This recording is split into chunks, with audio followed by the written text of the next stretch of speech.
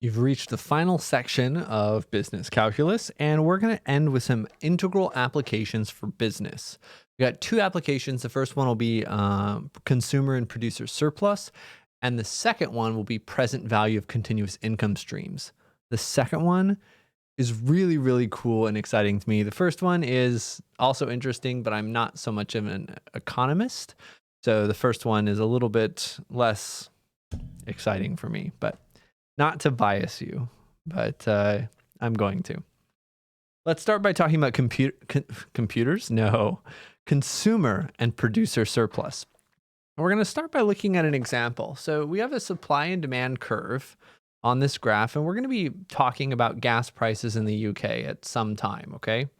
In some region. I'm not sure how big the region is, but yeah, so in this red curve, we have an example of what the relationship between supply and price might be.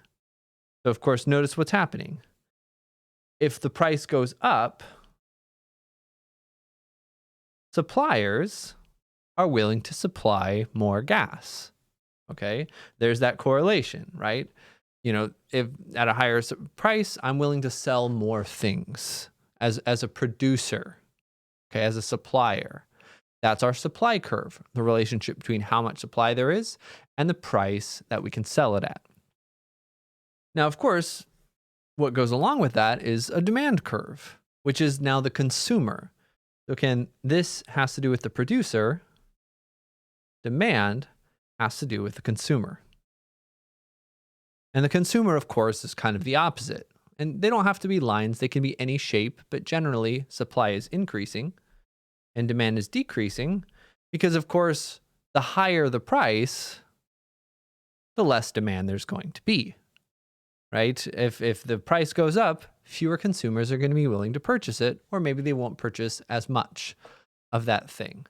So here's an example, and of course, what comes into play, what you might wonder, is what is this point where the supply and the demand meet at a constant price or at a consistent price? That's what's known as an equilibrium point. So again, demand is usually represented with the letter Q. Sorry, supply and demand. Quantity, because it can refer to the supply quantity or demand quantity, we call that Q, is how much. And remember that price we'll often call P.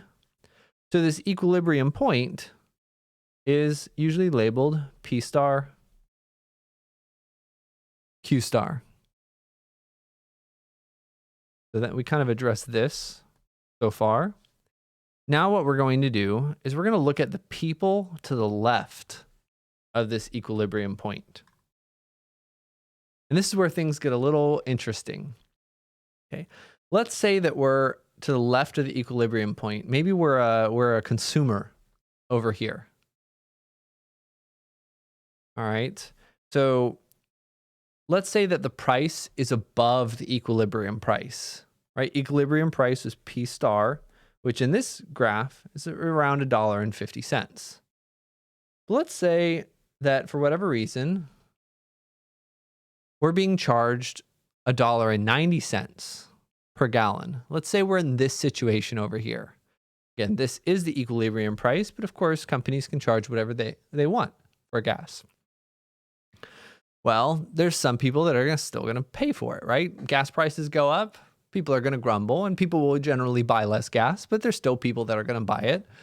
And so this is not a great situation for them. That, the prices are up.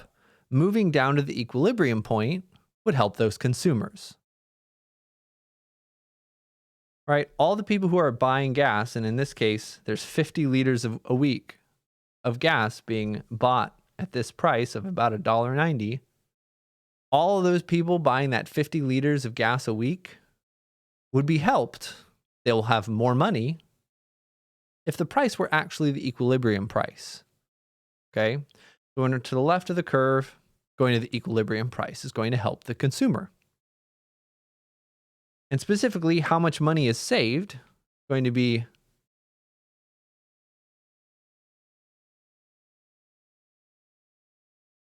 an area. Talk about why that is. on the next page a little bit. So we're going to have some integrals. That's going to be the consumer surplus.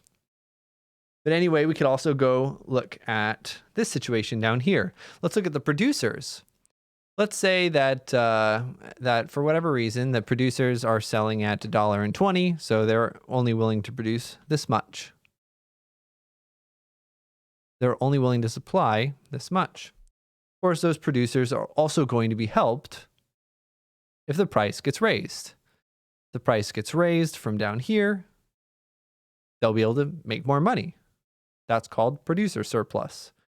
So when we're to the left of this graph, both the consumers and the producers benefit from moving towards the equilibrium point. How much they benefit is called the consumer surplus and producer surplus. And that's what we're talking about here. So we have some formulas. I'm not going to go too far into where these come from, but just kind of talk about them generally. If we have a demand curve, we could call that D, which, given a quantity, gives us a price. And supply, again, given a quantity, gives us a price. So they both give us price. And if we have two curves, demand and supply curves, again, where these curves are equal is the equilibrium point. We talk about that with P star and Q star.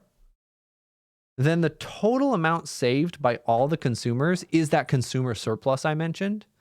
And it's the area between the demand curve and the horizontal line at P star. So the total, this is the horizontal line at P star, right? P star is that equilibrium price around $1.50.